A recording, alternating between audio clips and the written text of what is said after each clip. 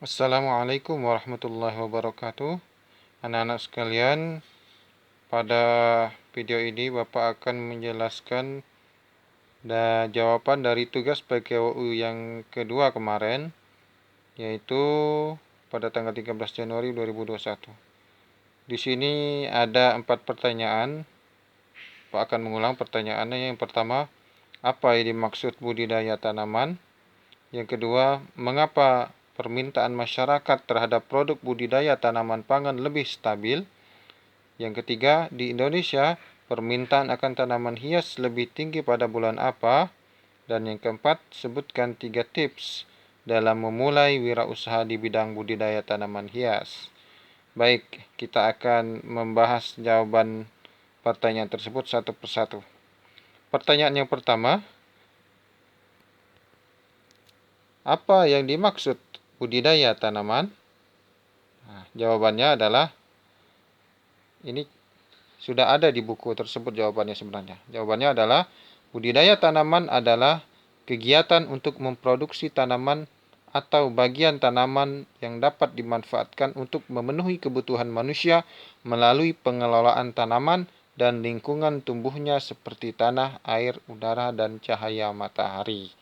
Nah, inilah pengertian dari budidaya tanaman. Ya. Selanjutnya, soal kedua. Mengapa permintaan masyarakat terhadap produk budidaya tanaman pangan lebih stabil? Nah, jadi mengapa produk tanaman pangan, itu tanaman yang untuk bahan makanan maksudnya ya, tanaman pangan, itu lebih stabil? Nah, jawabannya adalah ini dia.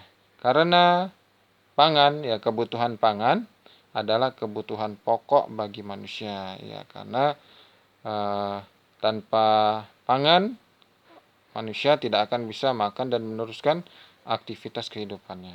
Itu jawaban yang nomor 2. Yang nomor 3, ya, di Indonesia permintaan akan tanaman hias lebih tinggi pada bulan apa? Nah, jawabannya singkat ya, yaitu jawabannya pada bulan Juli sampai Desember. Ya. Jadi pada bulan Juli sampai Desember.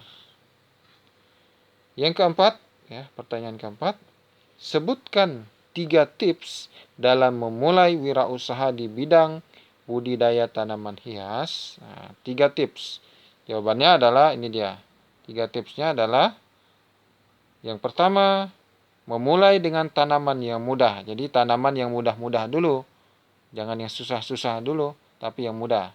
Yang kedua, memilih jenis tanaman hias yang akan populer. Jadi kita harus melihat kondisi masyarakat, kira-kira yang akan populer nih tanaman hias yang mana.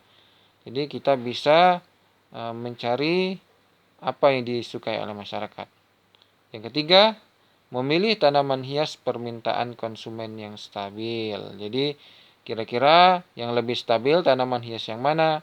Nah, itu adalah 3 tips ya, 3 tips dalam memulai wirausaha di bidang tanaman budidaya tanaman hias. Nah, anak sekalian, inilah penjelasan dari tugas yang kedua kemarin. Mudah-mudahan bisa memberikan jawaban yang lengkap bagi anak-anak sekalian. Ya, terima kasih. Assalamualaikum warahmatullahi wabarakatuh.